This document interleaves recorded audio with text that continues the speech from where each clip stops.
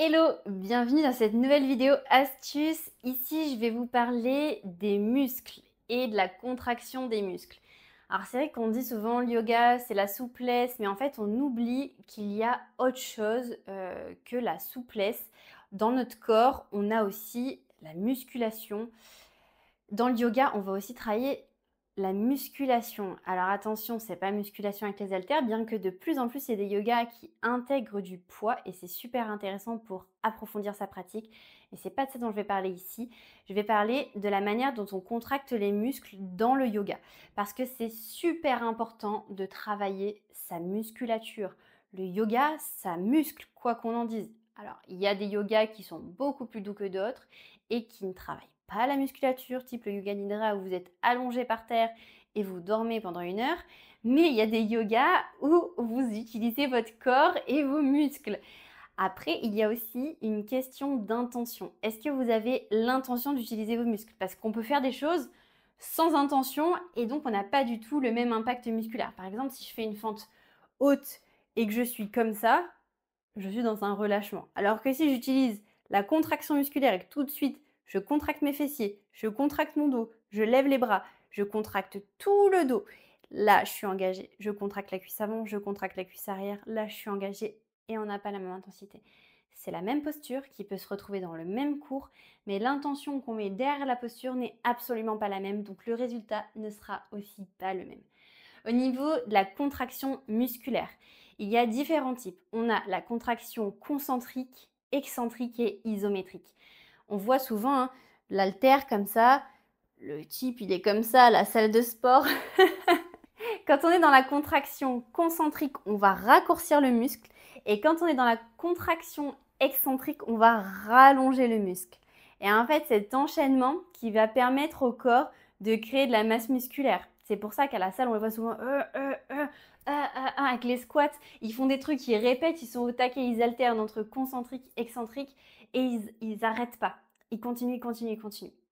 Il y a quelque chose qui est assez sous-estimé, c'est la contraction isométrique. Dans la contraction isométrique, le muscle garde sa taille. On n'est ni dans l'allongement ni dans la rétraction. On va garder la taille du muscle. Par contre, on va travailler sur la durée et sur l'intensité. Donc là, ce qui va se passer dans ce type de contraction-là, ce qui va être très intéressant, c'est que ça va permettre un renforcement profond. Et là aussi, ce qui est super important, c'est que comme vous allez rester dans une posture neutre, le muscle va se développer sur lui-même sans mouvement et donc ça va renforcer aussi les articulations, ça va renforcer la stabilité des articulations. Donc c'est vraiment une contraction qui est super agréable. Donc si votre but c'est pas de faire de la gonflette, c'est de faire des trucs comme ça, la contraction musculaire isométrique est vraiment très très très intéressante. C'est ce que j'utilise beaucoup personnellement. Donc même quand je vais à la salle et que je travaille avec les machines, j'essaye de travailler le plus lentement possible et de garder des fois en mode isométrique le poids, je le maintiens et on voit toute la différence. Parce que c'est facile de faire des squats, hein. C'est très facile de faire des squats.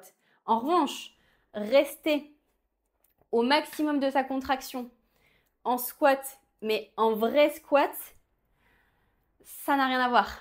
Pourtant, vous savez faire le mouvement, mais le maintenir, c'est pas pareil. C'est comme la chaise, hein. À l'école, là, quand on fait la chaise au mur, c'est pareil. C'est beaucoup plus intense. Pourtant, c'est la même chose. Quand on est dans le mouvement, on peut se débarrasser de la chose, alors qu'en contraction isométrique, on ne se débarrasse pas de la chose. La base, la planche. Quand vous faites la planche, clairement, vous sentez qu'il se passe quelque chose. Pourtant, c'est comme quand vous êtes debout, mais vous êtes allongé. Et là, les muscles, ils travaillent tellement fort. Mes muscles, au niveau des abdos, c'est uniquement de la planche, du gainage et je travaille uniquement en isométrie. Ça, je ne fais jamais de crunch, de trucs comme ça, jamais de la vie. Je travaille que dans le yoga, mes abdos. À la salle, je ne travaille absolument pas les abdos parce que j'arrive à les travailler de manière assez intense et avec des choses très simples comme de la planche.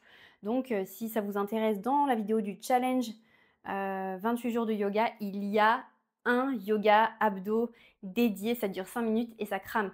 Donc si votre but c'est de travailler vos abdos, allez travailler ça régulièrement et vous allez voir que rapidement, vous allez gagner en abdos, vous allez cramer. C'est hyper douloureux, c'est hyper désagréable parce que ça pique en fait, mais c'est super efficace. Pareil au niveau des fessiers. Les fessiers, je les travaille aussi à la machine, mais au yoga, c'est super important de prendre conscience des abdos. Mais au yoga, c'est super important aussi d'être engagé dans ses fessiers. Alors des fois, aller à la salle de sport de temps en temps pour remuscler les fessiers, ça permet aussi de développer la taille musculaire, mais ça permet aussi de prendre conscience de certains muscles dont on n'a pas vraiment conscience quand on les travaille à poids de corps. Au niveau des fessiers, quand je reprends l'exemple de la fente haute, vous êtes comme ça, dans la fente haute, mais vous pouvez opter pour un engagement des fessiers. En engageant les fessiers, vous voyez la différence, ça se contracte et d'office ça remonte. Et là, je suis engagée au max. J'ai les fessiers, ils tremblent. J'ai presque une crampe. Mais ça change tout. Et si vous travaillez votre yoga de cette manière, clairement, vous allez vous dessiner un corps. C'est obligé. Parce qu'en restant dans les postures avec une intention, forcément, le corps va déployer les muscles pour rester dans les postures et s'y habituer pour les prochaines fois. Donc c'est sûr que si vous le faites une fois et plus jamais derrière, il ne va rien se passer. En revanche, si à chaque cours de yoga, toutes les semaines, vous mettez l'intention et vraiment vous vous concentrez, vous allez voir qu'à force, ça va se déployer, ça va aller très très très vite. Moi, quand j'ai fait ma formation de yoga, la première partie a duré 15 jours et en 15 jours, mon corps a été transformé. Je n'avais pas du tout la même masse musculaire avant de commencer la formation qu'après la formation. J'ai clairement gagné les abdos, les fessiers et c'était que du poids de corps et c'était que du yoga. Donc, le yoga, c'est très efficace aussi pour dessiner son corps. Encore faut-il avoir la régularité et la pratique consciente. Parce que vous pouvez avoir la régularité, mais si vous ne pratiquez pas en conscience, derrière, il ne se passera rien, vous ne verrez aucun changement. Pratiquez consciemment, même si c'est plus dur. Soyez conscient de ce que vous faites. Par exemple, la posture de Navasana. La posture de Navasana qui est la posture du bateau, où vous êtes comme ça. Donc, on peut la faire comme ça. Ou alors, on peut la faire comme ça, en poussant les épaules vers l'arrière, en rentrant le ventre le plus possible et en ramenant les genoux à la poitrine. Et là, vous sentez la différence. Et c'est pas grave si les genoux ils sont un peu plus là, mais tant que vous êtes engagé et que vous êtes concentré et que vous êtes conscient de ce que vous faites, ça change tout. Et ça va piquer. Et ça va faire très mal.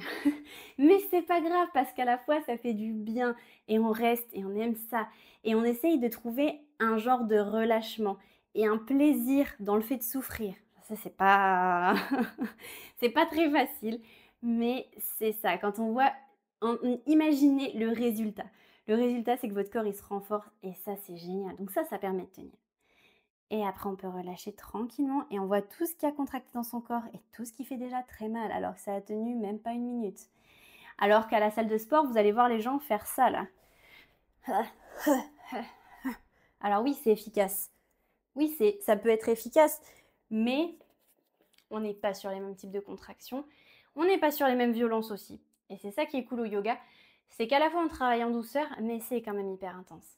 C'est de la douceur, intense, mais ça travaille en profondeur, peut-être même plus que quelqu'un qui fait ça. Moi, quand j'ai des gens qui ont l'habitude d'aller à la salle, qui viennent au yoga pour la première fois, des fois, c'est pas évident pour eux de tenir les postures alors qu'ils ont quand même une masse musculaire et qu'ils sont très forts.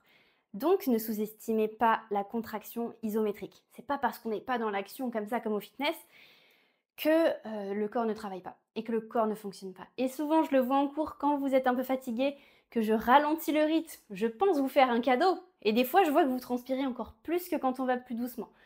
Donc, le corps, travaillez-le dans toutes les directions. Je dis pas que l'isométrie, c'est ce qu'il faut faire uniquement. Non, il faut du concentrique, il faut de l'excentrique, il faut de l'isométrique. Il faut tout ça pour développer sa musculature. Après, on la développe à l'intensité qu'on veut. Voilà, moi, mon but, c'est de rester forte, mais fine. J'ai pas envie de développer ma masse musculaire plus que ce que ça n'est actuellement. Donc, tout ce que je fais, c'est de l'entretien, c'est pour rester en bonne santé, c'est pour maintenir la cadence de mes cours de yoga sans me blesser parce que c'est super important aussi. Donc voilà, c'est à vous de définir votre objectif et derrière d'adapter la pratique en fonction de ce que vous voulez. Si vous voulez absolument pas prendre de masse musculaire, dans ce cas, n'engagez rien du tout. Vous pouvez tout à fait pratiquer sans engager. Si vous avez envie de développer un petit peu pour vous sentir en meilleure forme et juste en fait être en bonne santé, dans ce cas, contractez. Si vous avez envie d'aller au-delà, rajoutez en plus des exercices au poids. Donc ça aussi, je vous prépare toute une série de vidéos avec des poids pour pouvoir aller un peu plus loin dans votre pratique de yoga et rajouter un petit côté muscu dans le yoga. Parce que comme vous le savez, moi mon truc c'est un peu le yoga fitness. Donc aussi on cherche à se renforcer et aller un peu plus loin pour développer son corps. Voilà, j'espère que vous en avez appris un petit peu plus sur la manière dont fonctionnent vos muscles et que vous allez du coup prendre plus conscience dans votre pratique de ce qui se passe et quand est-ce que ça se passe.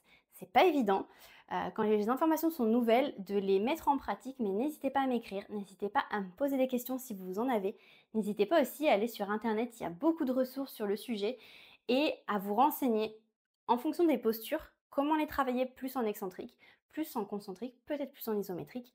Ça, c'est à vous de voir. Je vous laisse pour la pratique. Ciao!